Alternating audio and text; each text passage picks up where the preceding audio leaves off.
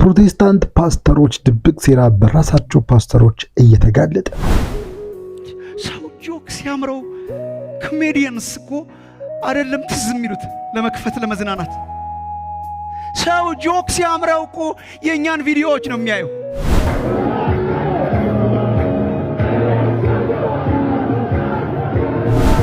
በቸርቾቻቸው ላይ እየተገለበጡ የሚዘሉ የሚጨፍሩ ሰዎች ልክ እንዳልሆኑ በራሳቸው አስተምሮ በራሳቸው ፓስተሮች እየተነገረ ነው፣ እየተወራ ነው። ህዝቡም ሊነቃ ይገባል እየተባለ ነው።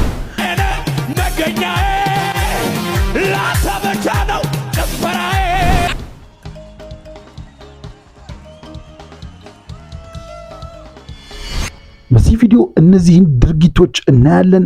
አብራችሁን ቆዩ። ወዮ ለጠላቴ ጉድፈላ ጉድፈላውና እርበል ጠላቴ እርበል ጠላቴ እርበል ጠላቴ በጸሎት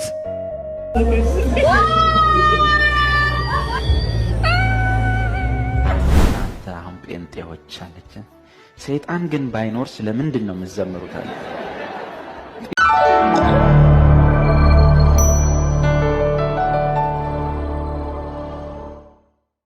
ሰላም ጤና ይስጥልን። የተከበራችሁ የዳንቴል ሚዲያ አጋሮቻችን እንደምን አላችሁ? እንደምን ከረማችሁ? እንደምን ቆያችሁ? እግዚአብሔር ይመስገን። በዛሬ ቪዲዮቻችን ደግሞ የተለያዩ ቪዲዮዎችን ለማየት እንሞክራለን። እስከ መርሃ ግብራችን ፍጻሜ ድረስ አብራችሁን ቆዩ ብለን እንጋብዛለን። ለዚህ ቪዲዮ አዲስ የሆናችሁ ሰዎችም ላይክ በማድረግ ቪዲዮን እንድትጀምሩ ነው መጋብዛችሁ። ቪዲዮቹ እንግዲህ የፕሮቴስታንት ፓስተሮች ያስተማሯቸው ትምህርቶችን ቆራርጬ ነው ያዘጋጀሁት። ወደሚያጭበረብሩት ወደሚዘርፉት ፓስተሮች ምዕመኖቻቸው እንዳይሄዱ እንዲጠበቁ የነገሩትን ያስተላለፉትን መልእክት በመድረኮቻቸው ላይ ያለውን ቆራርጬ ነው ለማሳየት የምሞክረው። እንግዲህ እርስ በርስ ያለውን ነገር ሽኩቻ ለማሳየት ነው የምሞክረው። ምክንያቱም የሚያጭበረብሩ የሚዘርፉ አሉ። ድናሃል፣ ተፈውሰሃል፣ አየውልህ፣ በራልህ ምናምን እያሉ ብር ከምዕመናቸው የሚሰበስቡ እንዳሉ ሁሉ ምናልባት የሚከተሉት እምነት ልክ አይደለም ብለን ብናስብም ግን ለእውነት ግን ለያዙት ነገር ግን በሐቅ የሚሰሩ ፓስተሮች እንዳሉ እንዲታወቅ ብዬ ነው ይሄን ቪዲዮ ያዘጋጀሁት። ምናልባት ጓደኞቻችሁም በዚህ እምነት ውስጥ ያሉት ወንድም የምታውቋቸው ሰዎችም ካሉ ይህንን ቪዲዮ ሼር እያደረጋችሁላቸው እንዲያዩት እንድታደርጉና እንዲጠነቀቁ ነው። በቃ ዞሮ ዞሮ እንዲጠነቀቁ ነው። ከሚዘርፉት ከሚያጭበረብሩት እንዲርቁ ለማለት ነው። የሚፈልጉት ክርስቶስን ከሆነ ከክርስቶስ ብቻ ጋር መጣበቅ እንደሚጠበቅባቸው ለማሳየት ነው። ወደ ቪዲዮቹ እንሄዳለን። አብራችሁን ቆዩ። ሰው ጆክ ሲያምረው ኮሜዲየንስ እኮ አይደለም ትዝ የሚሉት ለመክፈት ለመዝናናት።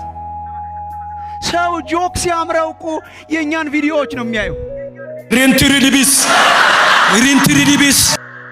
ጋይስ ያያችሁና ጆክ ሲያምረው ቀልድ ሲያምረው የፕሮቴስታንቶችን ነው አብዛኞቻችን። በቃ ኦልሬዲ እዛ ጋር ወደ ምረት ላይ ጠርቶት የሚለው ነገር ምንም በቃ ደባሪ ነገር ነውና ቀልድ ነው፣ የሚያስቅ ነው፣ በጣም የሚያስቅ ነውና ጆክ ሲያምረው ቀልድ ሲያምረው የኛን ቪዲዮ ነው የሚያየው ይላል።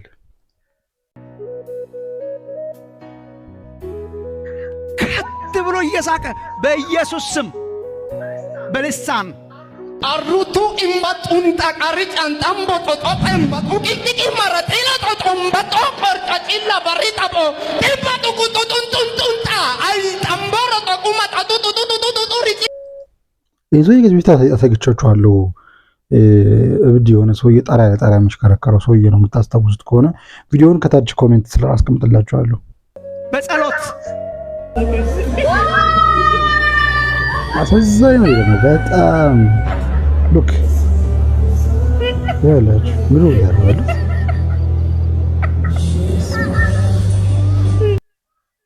ምንድነው የሆነ በቃ ለቃሉ ይህን ቃል ራሱ መናገር በጣም የሚደብር መሰለኝ። በስማ እንግዲህ ይኸውላችሁ አያችሁ ቸርቾቻቸው ላይ እንደዚህ አይነት ነገሮች ነው የሚያደርጉት ማለት ነው። ስለዚህ ምንም ህሊና ያለው ሰው ማሰብ የሚችል ሰው ይህን ነገር በጣም አስተውሎ መረዳት ይጠበቅ ይችላል እንጂ ነገራችሁ ላይ በአውሮፓና በአሜሪካ ያሉ የፕሮቴስታንት ቸርቾች መጨረሻቸው እየሆነ ያለው የኢሉሚናንቲ የሰይጣኒዝም ማምለኪያ ቦታዎች ነው እየሆኑ ያሉትና እንደዚህ አይነት ነገሮች ሲለማመዱ የሚመጡት ወደዛኛው እምነት ነውና የሆነ ሰዓት ላይ ቸርቹ ይዘጋና የኢሉሚናንቲ የሰይጣኒዝም ማምለኪያ እንደሚሆን ከሌሎች ዓለማት ያየነው ልምድ ያሳውቃልና እንግዲህ መጨረሻው ምን እንደሚሆን ጌታ ነው የሚያውቀው። እንቀጥል። እግዚአብሔር ስሙ መቀለጃ ይችላል። ውሃ ሊቀይረው ነው። እዚህ ሲስተም ታውቁታላችሁ። ይንጣ ያስማ ወተት ነው። የአብዛኞቻችን አገልጋዮች ዓላማ ኢቭን ሰውን ማዝናናት ነው።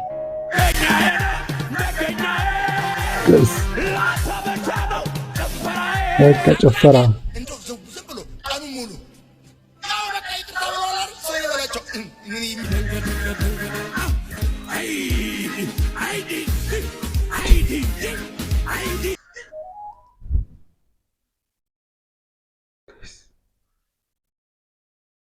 ከባድ ላይ በስማ ተዘግዝቆ ነው የሚጨፍረው ልክ እንደ አረጋው በዳሱ።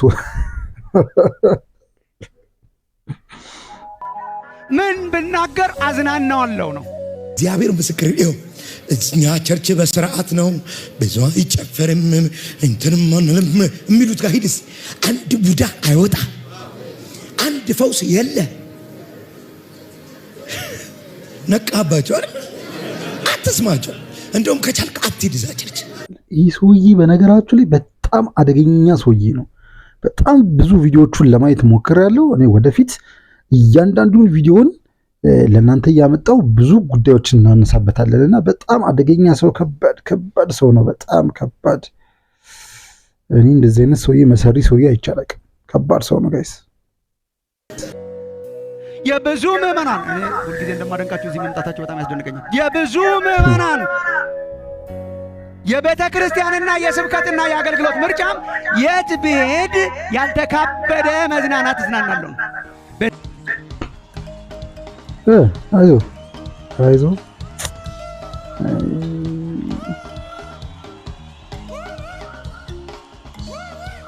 ይህ ሰውዬ ለነገሩ ቤተክርስቲያን ቲያትር ቤት እኛም ኮሜዲያን ሆነን ብራዘር እንደሱ አይደል እግዚአብሔር ምስክር that fire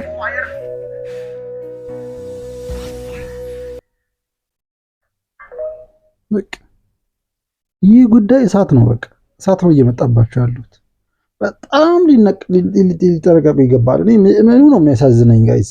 በጣም ምዕመኑ በጣም ያሳዝነኛል። ምክንያቱም አመልካለሁ ወይም ክርስቶስን አገኛለሁ ብሎ ወደ እነሱ የሚሄደው ምዕመን በእንደዚህ በአጭበርባሪዎችና በሌቦች ሲታለል በጣም የሚያሳዝን ነው። እና እንደዚህ አይነት ደግሞ ሐቁን የሚናገሩ ተው እናንተ እንደሱ አይደለም የምትሰሩት ሰዎች እንደውም ይላል እኮ የሆነ ሳለ ከሰማችሁት እዚህ መምጣታችሁ ራሱ ይገርመኛል ይላል። ምክንያቱም ጭፈራ የለማ፣ እዚህ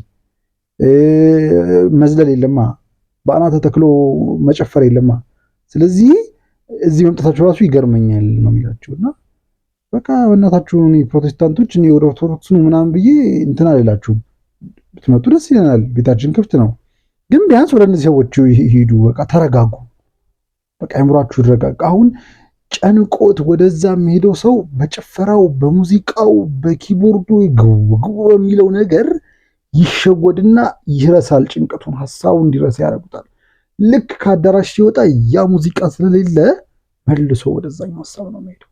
ስለዚህ በጣም ምዕመኖቻቸው ሊረዷቸው ይገባል። በቃ እንደዚህ በሀቅ የሚያገለግሉ ከዚህ ቤትም ብያቸዋለሁ፣ ለፓስተር ቻይናዎቻቸዋለሁ እና እነሱ ጋር እንደው እንትን ቢሉ እንደው ያሳዝኑኛል። እኔ በእውነት ያሳዝኑኛል።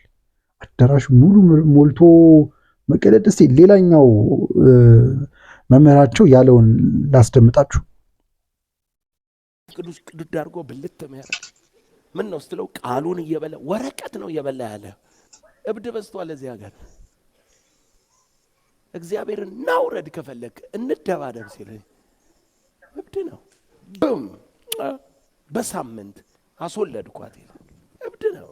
ኢየሱስ እንኳን ስንት ወር ፈጅቶበታል? 9 ወር። ገብርኤል ከተናገረ እስኪወለድ 9 ወር ሆኖታል። ምንድነው ስለው ክሪኤቲቭ ሚራክል። ና ስኳር ድንች ነው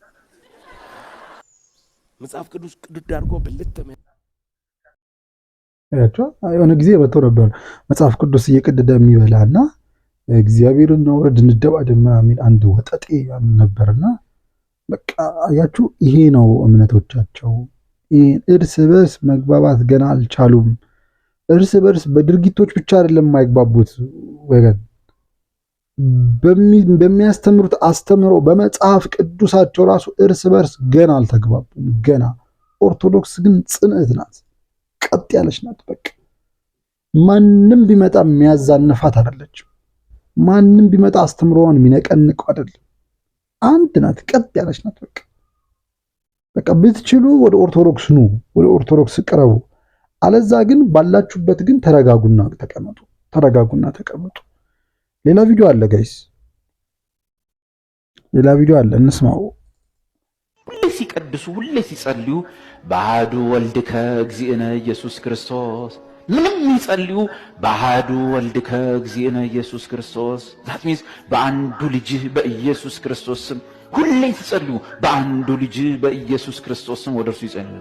እዚህ መጣን፣ አብ ተረሳ፣ ልጁን የላከው እሱ እንደው እንኳን ጠፋን። መዝሙር ብናምጥ ለአብ የለም፣ ወይ ለኢየሱስ ወይ ለሰይጣን። ኢየሱስና ሰይጣን፣ የኢየሱስን ስንጨርስ ወደ ሰይጣን መጣለን። ወዮ ለጠላቴ ጉድፈላ ሆና እርበል ጠላቴ እርበል ጠላቴ። የኢየሱስን ስንጨርስ ወደ ሰይጣን የለንም። አንዲት ኦርቶዶክስ የቅድሞቹ ልጆች ቤት መጣች። ያክስታቸው ልጅ ስለሆነች ዝም ብላ ቤት ነው፣ በሰው ቤት አትናገርም፣ ትሰማለች። ቀኑ ሙሉ መዝሙሩ ሰይጣን ጠላቴ ውጊያ ምናምን ሰማችና መረራት መሰለኝ። ወደ ማምሻው ላይ ቆይ ግን እናንተ አሁን ጴንጤዎች አለች፣ ሰይጣን ግን ባይኖር ስለምንድን ነው የምትዘምሩት? አለ። ጥያቄ ነው ይፈጥሩ። እውነት ሰይጣን ባይኖር ስለምን ነበር የምትዘምሩ? ብዙ የመዝሙር እጥረት ይከሰታል። ምንድነው እንደዚህ የሚያነውልለን ሲባል ስለ እግዚአብሔር ያለን ዕውቀት በጣም ኮቨናንሻል አይደለም።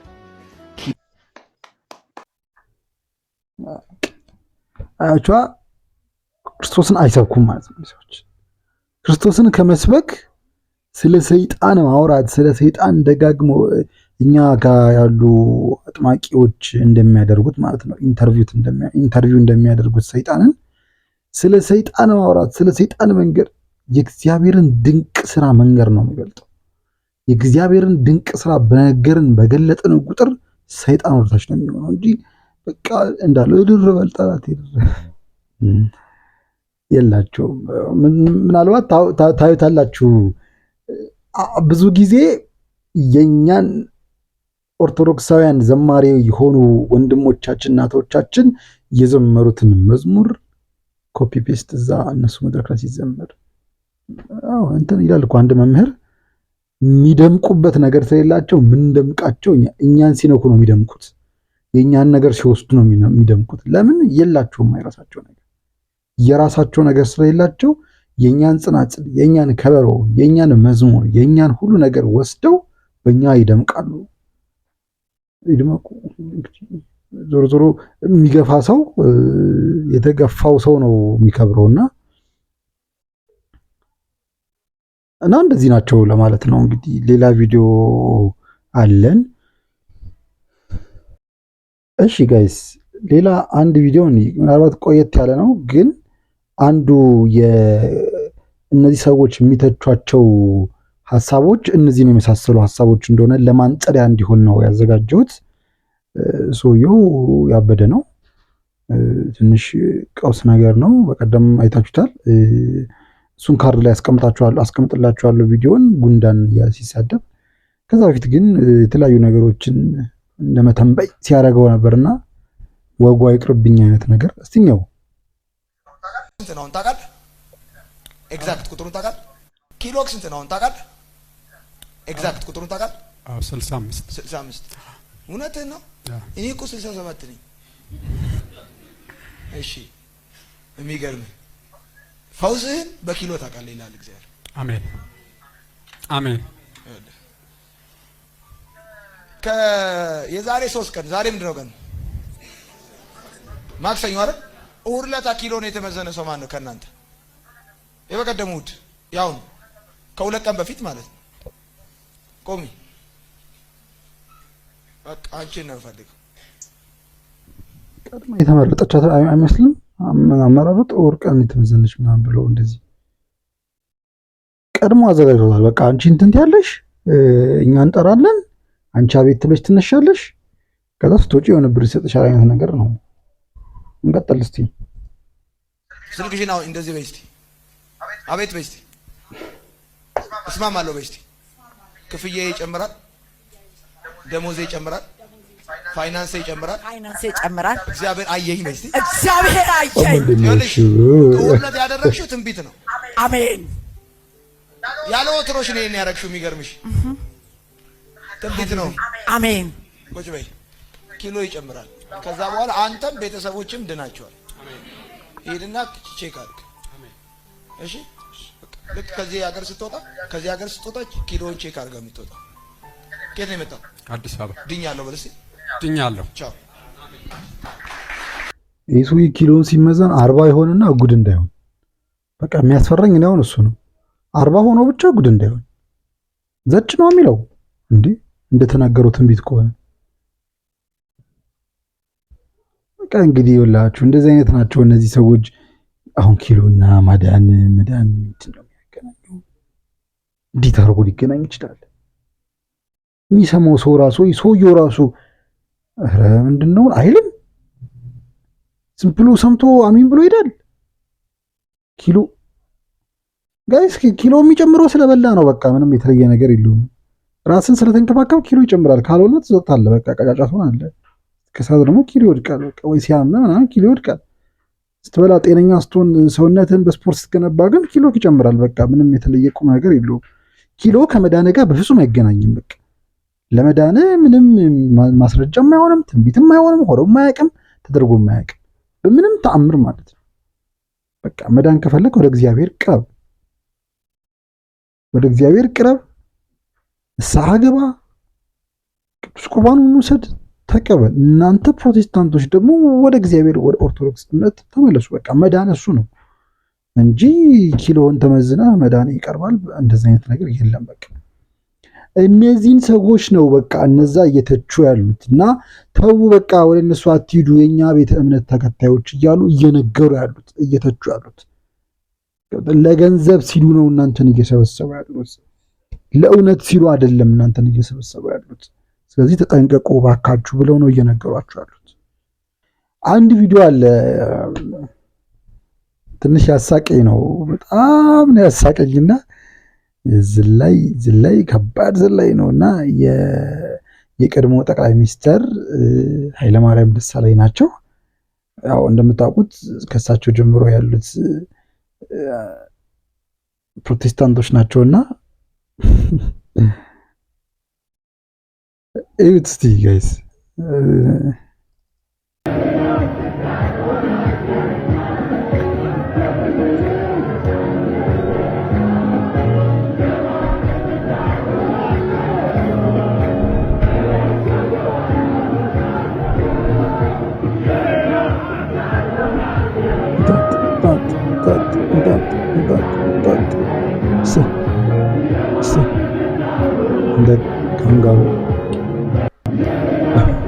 እኔ አምልኮ እንደዚህ አይገለጽም ብዬ ነው ማምነው። በቃ እግዚአብሔርን ማምለክ በእንደዚህ መንገድ አይገለጽም። አሁን እንጣጥ ምንድን ነው ስርዓት ያለው ነገር? እኔ ኦርቶዶክስን እኮ የምንወዳት በምክንያት ነው። ኦርቶዶክስ እኮ ውብ ናት። ታስታውሳላችሁ? አሁን በቃ ሰሞኑን 44 ሙሽሮች በቤተክርስቲያን ተጋብተዋል። አያምርም ስርዓቱ? በቃ በጣም ነው የሚገርመው እኮ ከአይምሮ በላይ ነው። ከመሳተፍ ባሻገር ዝም ብለው ቆሞ እንኳን ማየት እኮ ኦርቶዶክስን ውበት ናት። በቃ ውበት ናት እኮ እንጂ አሁን ንጽጽር እንኳን ብታደርጉ ይህንና ያን አስቀምጣችሁ በጣም ነው የሚገርማችሁ። እንግዲህ ስርዓቱ ብቻ ይበቃናል። ያለ ኦርቶዶክስ ስርዓቱ ብቻ ይበቃናል። ሌላውን ተውት በቃ። ሌላው በጣም ለነዚህ ከባድ ነው ላይምሯቸው፣ የመረዳት አቅማቸው ራሱ ገና ነው። ለህፃን ልጅ አጥንት አትሰጠው፣ ወተት ነው የምትሰጠው ለግዛት በቃ። ኦርቶዶክስ ስርዓቷ ብቻ ይበቃቸዋል። እንዴት እንደምታምር እኮ እንዴት ውብ እንደሆነች እኮ በቃ ምንም እኮ እንከን ማናውጣላት ናት እኮ ኦርቶዶክስ። የተለየ ሆታ ምናምን ካለ እኮ አባቶች እኮ በዝማሬ በማህሌት ላይ ወደ ተለየ እንቅስቃሴ ሲፈጠር እኮ ጽናጽላቸውን ክሽ አቆሙ ይላሉ። ወደዛ መንፈስ እንዲሄድ አይፈልጉ። በቃ ኦርቶዶክስ ውብ ናት። በቃ ወደዚች እምነት ኑ። እየተሸወዳችሁ ነው ጋይስ፣ እየተሸወዳችሁ ነው። የዛሬ ቪዲዮአችን ይህንን ይመስላል። በመጨረሻ ግን ፈገግ እንድትሉበት አንድ ቪዲዮ አዘጋጅቻለሁ። አንዷ ልጅ ወጣ ቃለ መጠይቅ ታረጋለች። ምን ብሎ እንደሚመልስ ልጁ እናድምጥና እንሰነባበታለን። ከንግስት ሳባና ከንጉስ ሰለሞን የተወለደው ኢትዮጵያዊ ንጉስ ማን ይባላል? አብይ አህመድ።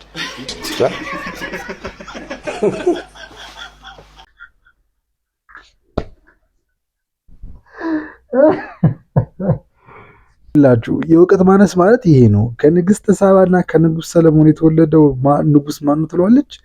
ጀለስ አብይ አህመድ አላትና እውቀት ማግኘት ከፈለጋችሁ መማር ከፈለጋችሁ ወደ ሰንበት ትምህርት ቤት ሂዱ። ወደ ኦርቶዶክስ ተዋህዶ እምነት ነው። ኦርቶዶክስ ተዋህዶ እምነት ለአእምሯችሁ ሰላም፣ ለውስጣችሁ እርካታ፣ ለኑሯችሁ መረጋጋትን ትሰጣለች። እውቀታችሁንም ሙሉ ታደርጋለች። እባካችሁ ወደ ኦርቶዶክስ እምነት፣ ወደ ርትዕት፣ ወደ ቀጥተኛ፣ ወደ ቀደምቷ፣ ወደ አባቶቻችን እምነት ነው። ኦርቶዶክስ ቤቷ ክፍት ነው ለማለት ፈልጋለሁ። አብራችሁ ስለነበራችሁ ከልብ አመሰግናለሁ። ይህ ዳንቴል ሚዲያ ነው። አጋር ስለሆናችሁ ከልብ እናመሰግናለን።